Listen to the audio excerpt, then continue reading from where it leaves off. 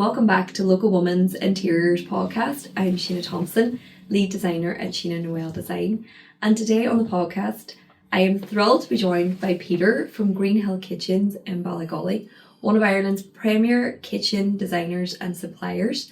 Welcome to the podcast, Peter. Sheena, thank you very much. I'd have to say I'm a wee bit nervous and a bit excited about being here, so really looking forward to this opportunity to get to talk to you. I'm just excited about having you on the podcast, Peter, because kitchens is just such a big area, especially for our podcast listeners. So before we dive into kitchens, maybe you could give me a little idea of your approach when you're faced with a new build or extension or kitchen. What inspires your designs? I suppose a lot of the time I probably don't go so much out to people's homes. Especially with a new build, I really like to try and get the people early. Yes. As in like literally just starting to come out of the ground. Yeah. I find that just works so much better. Yeah, and I think you're right there. A lot of people forget how early on they need to know where services are going to be going. So I like to try and get them into our showroom and get them early, because especially within a new build, because we're lucky to have such an extensive showroom, that can straight away really help people understand their space, the room, things like that there, because that is one thing I would find for people, especially within a new build, is they really struggle to understand a lot of the time what's on that plan, how that relates to the size of what they physically have. So the fabulous thing about getting them in the showroom is that I'm fit to say to them, right, well, do you see this room here? This is about the size of this here. See this island here? That's about the size that you could afford to have. So my approach a lot of time at the beginning is to try and keep it nice and simple, keep it nice and relaxed for them, and try and get them to understand what are they physically built in, the size of the room that they're built in. And the great thing too is that if they come early, you're fit to say, see that window there? Could we move that window a foot this way? Make a big difference to what we can fit in terms of cabinetry and so on, yeah. Also, sometimes too, you're maybe helping to solve a few problems and say, right, did you ever think of moving this to there? Sometimes you maybe flip a kitchen from one side to another. Other things too, be looking at the architecture at an early stage, or maybe fit to integrate a walk-in pantry. That maybe, we could take a wee bit of size out of a utility to integrate that. Wee things like that. And so working on the plans early. And I think what you're saying about giving them an idea of what the physical space, because it's very hard for people, maybe easy for yourself and I who are used to working with plans and working with buildings and dimensions, but for someone to see a plan on a piece of paper and really know what that feels like in terms of a space to be standing in can be very hard. Or an island, if you're saying a 4-metre island, someone's saying, is that a big island? Whereas you and I know, that is a big island, but for people that is really hard to imagine. Hard to imagine, and it's key to everything. It's key to them to really understanding their space and helping them. Like, I would be regularly at people, I've got people to get big concrete yards and try and mark it out and get them to understand. I also do say, maybe I'm a wee bit old school, and I would regularly say to people is, get your plans properly printed out on paper. Yes, of course. I think that's very valuable. Yeah. Invest in a scale ruler. Yeah. Learn how to use it and start measuring things. Maybe it's been from Donegal, but you were saying about concrete yard, we would have said go to the beach. Yes. And same idea. And mark out your floor plan, whether it's the kitchen, whether it's the whole, if you're lucky enough to find a big enough stretch of beach, your whole house. But it really does give people an idea of how that scale plays out when you're physically standing in the size of space. It make a big difference, I also think too that yes, beach, fantastic, just watch for the tide. At least your whole house won't be washing away though. Even that old school paper and scale ruler, learning how to use the scale ruler, and then start measuring sofas and table and chairs. And I'd always say, well, either draw it in or cut it out in a wee piece of paper and set it in. And it's shocking the number of times where people will go, oh, that's a bit bigger than I thought, or oh, that's a wee bit tighter than I thought. It really helps them understand it. And then on the other side too, on a replacement kitchen, I would have a lot of people who would be always saying to me, oh, you need to come out, you need to come out. Yeah. And I would say, well, no, I don't need to come out. I actually, a lot of time for me, I prefer not to go out. Mm-hmm. What I want is measurements. Yes. And I want some photographs. Yes. Because for replacements, extensions, a lot of time what I'm trying to get people to do is really consider something fresh and different. Not what I had before. The sink does not have to go at the window. Yeah. Doesn't have to be where it was for the last 20 years. Yeah. And I find a lot of time when you go out to someone's house and they're sort of standing there looking at the kitchen and you're suddenly saying, well, move that from there to there. They can't see it. Yes. But actually, if they're removed out of the house yes. and they're in the showroom and you're just working on measurements and showing them, they're far more open. They can actually see it when they're not there. Yes. When they are there, they can't see it because all they can see is the sink. Absolutely. I think lifting people out of their current situation and putting them into something fresh and making them feel like there's endless possibilities. We're not restricted by what was there before. No. We can totally shake this up and give you something. And what's the point in having a new kitchen if it's not something new? Yes, I'd always try to say to people is we want to make a positive, definite change. You know, positive that it just works better. Yes. It feels better. Yes. It's a change from what they've had and it just feels fresh. Now, I never believe in change for change's sake because that's not right. Yes.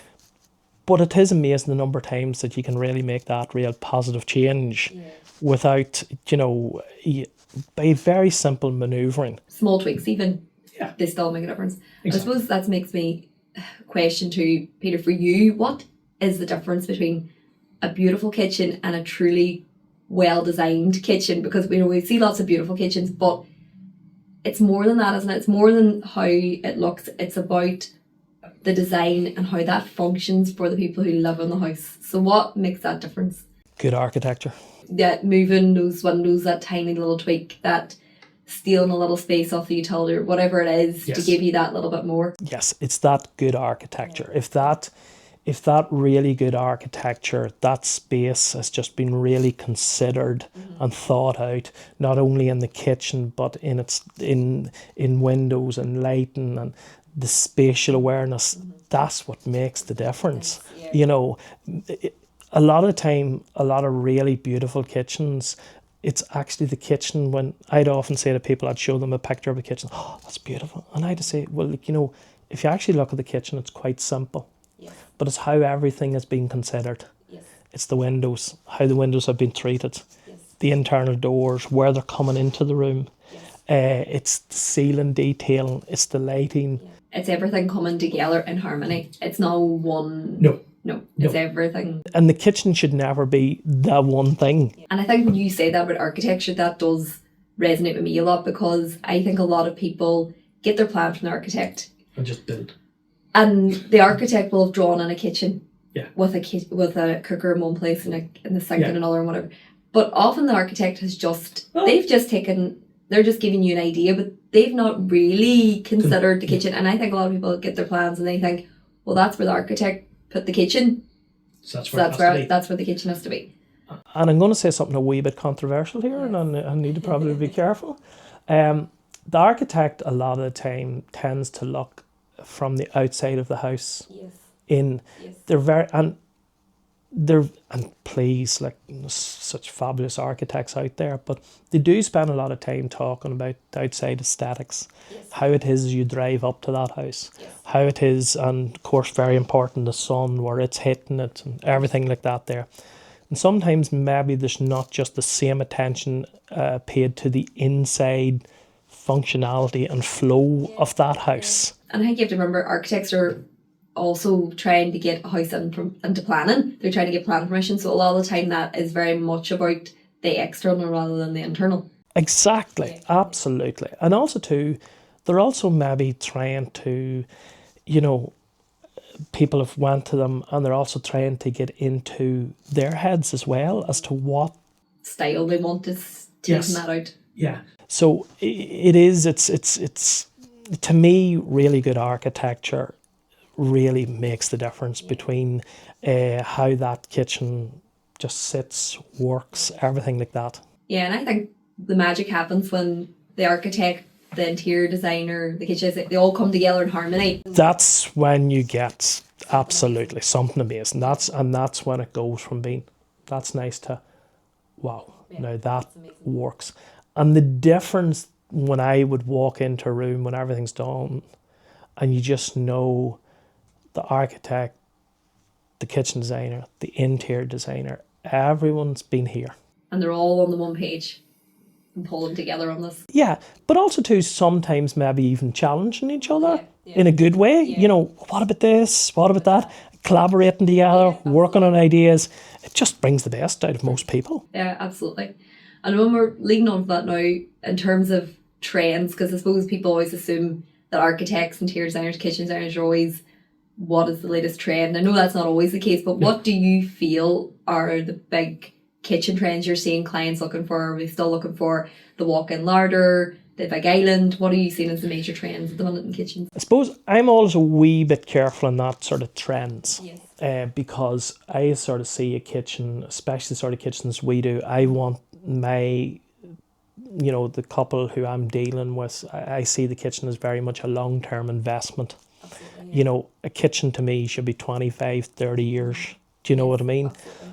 So I'm always a wee bit careful about trends because trends, as you know, can come in and out. My big thing is to keep it simple, and the walk-in pantry. It correctly positioned, note the word correctly positioned, walk-in pantry. Not one for the sake of one. Absolutely, yeah. Yeah, back to the good architecture. It correctly positioned, I still maintain, just cannot be beaten. Because what it allows you to do is, as I always say, the whole idea then behind it is that you can actually do with less cabinetry. And it becomes the real workhorse. Dare I say at times dumping ground. But it's hidden, it's behind the door. And it's just, you know what I'd always say to people, imagine yourself in the morning trying to get out to work, maybe trying to get a couple of children out to school. As many of us can be in the morning, yeah. Exactly. And you just go, oh, it's frantic. And you just want somewhere, and it sounds tired, but to dump stuff into, put it away, close the door on it, wipe down your worktops, and the place feels... A little bit. Yeah. And even as I'd say now, I'm finding a lot of clients when they're looking for nearly like a second kitchen, you know, like nearly like a chef's kitchen or somewhere to store all those extra, because we all have air fryers, slow cookers and mixers and all that, and we don't want that on our kitchen counters. We want somewhere that can be, that mechanics is there. The rough stuff. Yes. And we can keep some resemblance of can in the kitchen. Absolutely. And that is where the walk-in pantry is so good. So whether you want to call it the walk-in pantry or the chef's, but again, it's about making it a good size and a correct size, where again, it doesn't need to be oversized, nor I feel sometimes I see people coming in with it on their plans and really it's not worth having. It's just a glorified cupboard, you know. So it's about getting the right size and then having that correctly positioned. And I still maintain that the best kitchen of them all is still where you're just down one wall and you have a glorious island in front of it. Like if you can get that working correctly, I feel, and that's probably, whether you call it a trend or a design thing, that I've sort of been trying to promote to people for probably, I'd say 10, 15 years now. And I still think it's very, very hard to beat.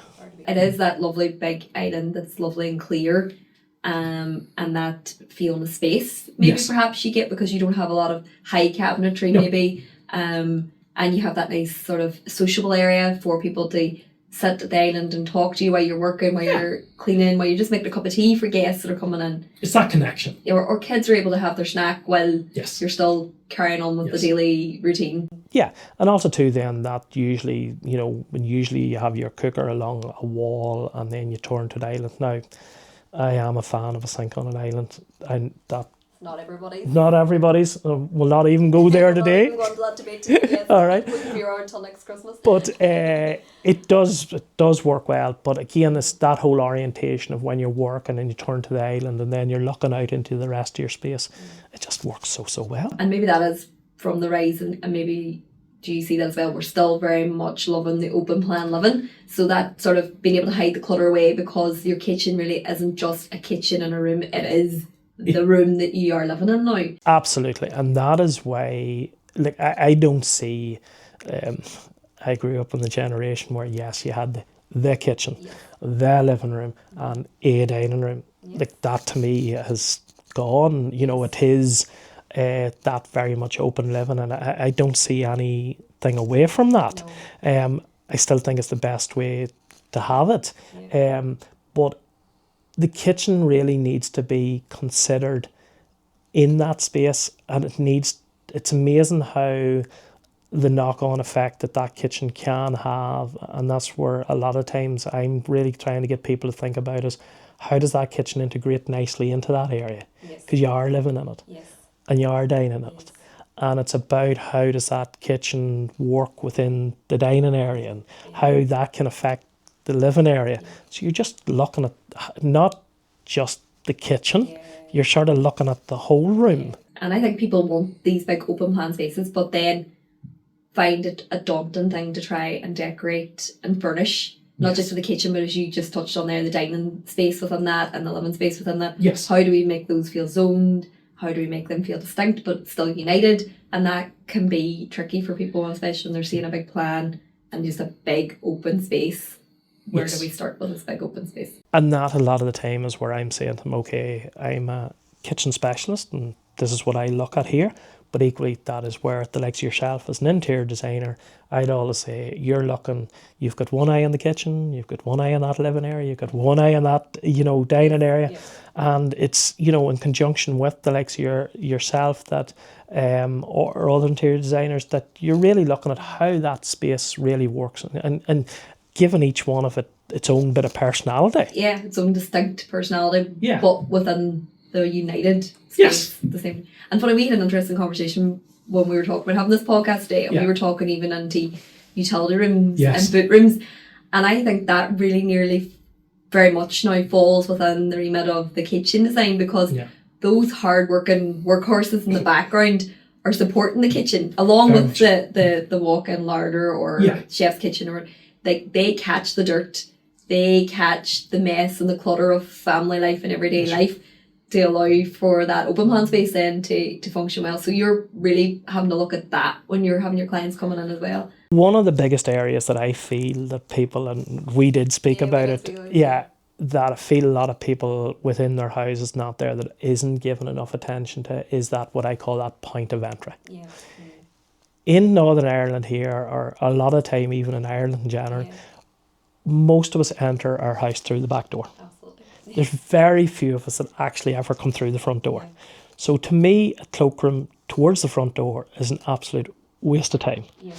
And I feel that a lot of the time for people who are coming through the back door, they're maybe not putting enough real consideration behind, there's a lot of these now, quite nice looking boot rooms, or this wee boot room area as you come in through the door. But I feel the reality for a lot of people is it just doesn't hold enough stuff. You got sports bags, you got coats, you got shoes, you got, I do regularly challenge people to go home and just actually count the number of coats and jackets and shoes. And so, yes, you can have that nice wee sort of area as you come in through the door, but I also think that you actually then do need a really good, big, dedicated cloakroom that's just full of hooks. And this sounds terrible, but you can actually just close the door on it. Storage, just really good, well-positioned storage. That holds that school bag, it holds the sports bag, it holds endless coats, shoes. Maybe as you come in through the door, there's that nice wee boot room area that is maybe as you come in from work, there's one coat hanging up. And in terms of clients asked for now, and would you notice a change in finishes that you're getting asked for more? Are we seeing more wood grain coming back versus a painted finish? Are we seeing more silvers coming in over golds again? What sort of changes are you starting to see coming through? Definitely you're starting to see wood to make a bit of an impact back in, and there's no two ways about it. Probably I'm still only seeing it mainly where I see it works really well is in that sort of accent elements within a kitchen. Maybe let's say in an island or a couple of wall cupboards or something like that. I'm probably not seeing it as a complete wooden kitchen. And I'm seeing it maybe in wee bits, maybe in very contemporary looks, in dark woods, or you got that sort of like quite Scandi sort of look, which is washed oak and so on. yes. Yeah. But for a lot of people in Northern Ireland, that they're still looking for that what I call modern classic. Yes. And so it tends to still be that classic painted finished, maybe mixed with an element of wood coming through. And I think that works. That's a good timeless balance, isn't it, really? That you're not going to look back and think, yeah, Yes. and you're not going to tire of, I don't think, either. And I suppose, right, I am still a huge fan of a painted kitchen because I do believe that they are timeless. Because, right, okay, go back 10 years ago or even 15 years ago, it was all grey, the various different shades of grey. But that grey kitchen, if it was painted, now can suddenly become, you know, a more neutral. A warmer tone. Or Exactly. white or, Exactly. Anything you wish, really. Exactly. By just, you know, painting it. Yeah.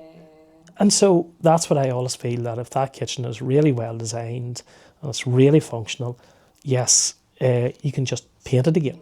And it stays relevant and stays... Exactly. Yeah.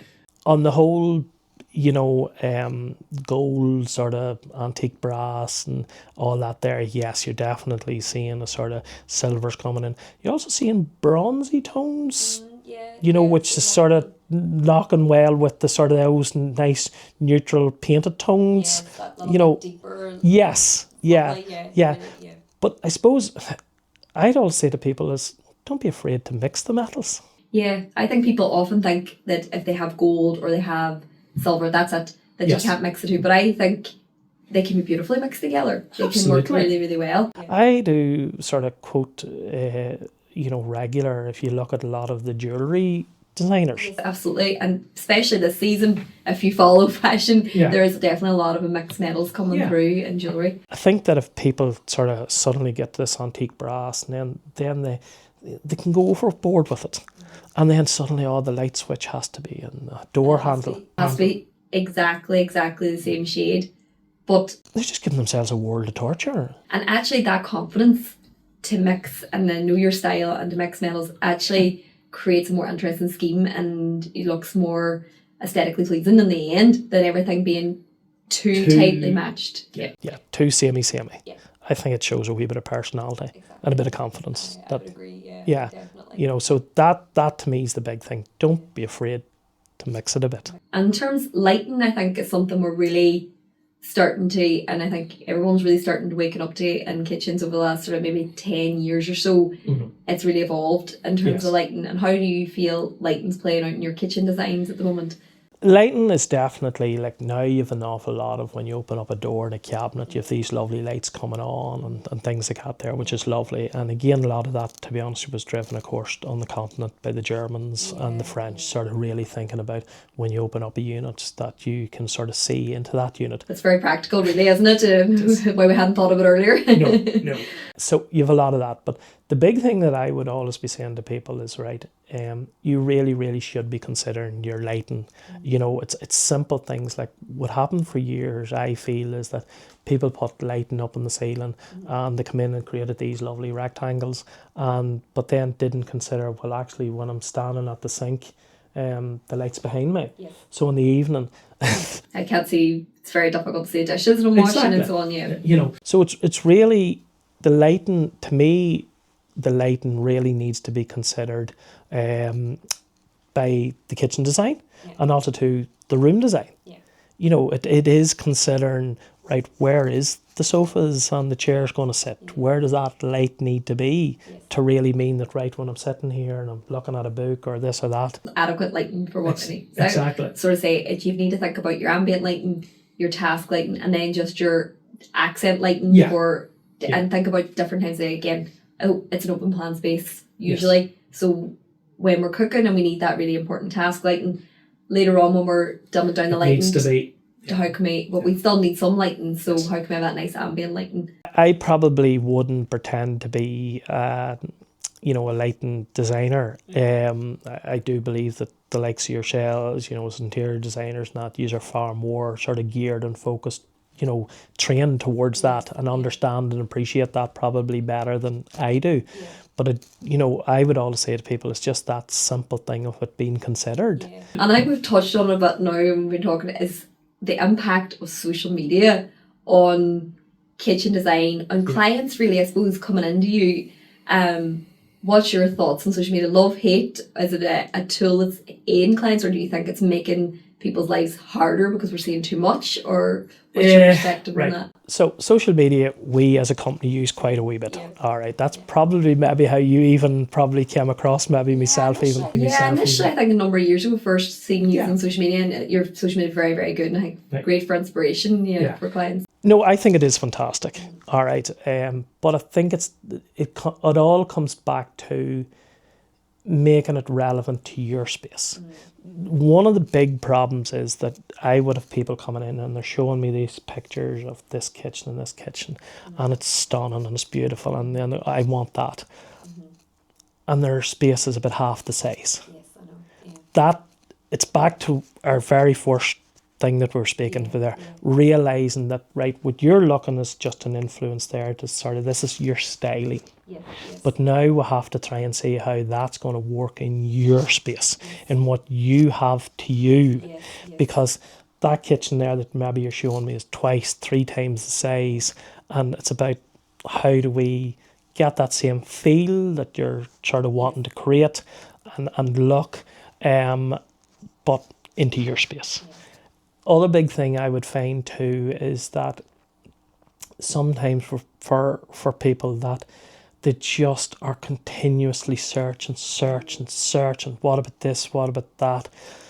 There comes a time where you just have to make that decision. You have to jump and stop looking. Stop looking because I see it on so many occasions.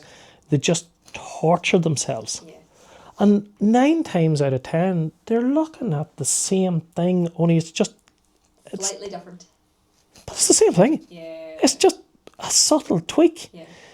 And the pair people have themselves tormented. And with clients now, we're getting all very eco-conscious now, and I suppose we have passive homes. Yeah. And do you find that is motivating clients a bit more to ask the question about how sustainable their kitchen is, or is it more that they want to make an investment for the long term? So like that is an investment. If your kitchen lasts you 30 years, you're not changing your kitchen in 10.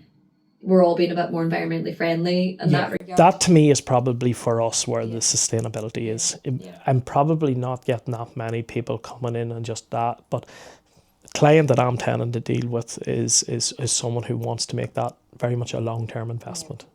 They're not wanting to even imagine that this kitchen is coming out in 8 or 10 years time, and I probably maybe a lot of the time I'm not dealing with that client because they are very, very much trend driven. And then to get so on trend that then it goes out of trend, so I definitely find, but people are definitely more conscious about energy. Yes. So energy like consumption and so yes. on, So again, that's important that, they're thinking about, for ovens. And like one thing that I feel a lot of people sort of forget about is the simple thing is a fridge. That's going all day, every day. Exactly. It's the one appliance that is on all the time. 90% of us probably don't switch it off ever. Even when we're on holidays, we tend to the fridge. The freezer's full of. Yes. So it's the one thing that I do. But I find some people think that a lot of time now it's gone towards an integrated appliance, and they're sort of, sure, it's behind a door. Sure, we don't see it. Doesn't matter. But like I point out to them the difference in the running cost of that machine, a fridge and a freezer, good energy efficiency in that. Like, cause I know it sounds terrible, like a lot of people sometimes are interested in a dishwasher and they're interested in the oven, but there is days that your dishwasher isn't on, there's days that the oven isn't switched on, and they're looking at the energy efficiency of it, and I would say, no, look at the fridge. Yeah, it's a very good point, and even things maybe like hot water taps, I suppose, as well, that people are thinking now about, we're not boiling the kettle, and you always overfill the kettle. And it's that wee part of you that's like, I might need another little bit of hot water, so you overfill it. So that boiling water tap's probably saving energy as well for a lot of customers. Again, the boiling water tap is very much a big thing at the moment, and a lot of people are considering it. I think it is, for a lot of people, it is a great addition. For some people, maybe not as much. And why would you say not as much? Oh, I'm going to be controversial here. You might as well, because it's probably a big consideration for a lot of people listening to the Huge podcast at the consideration. moment, whether they're going to go, because it's an investment piece again. Right. I would never for one moment argue about its convenience. That's a no-brainer. It's instant boiling water Yes. there all the time. So from a pure raw convenience aspect, you cannot argue it. Yes. Okay. I would say, but sometimes from a cost aspect, Yes. and when you're looking at your budgets, Yes. you know, there's a lot of people say about how cost effective it is, but equally it is costing to keep it running all the time. I suppose what I'm hearing again and again on this when we're discussing kitchens is really drilling into you, your life, your family, how you live, what you need for that to function well. Yes.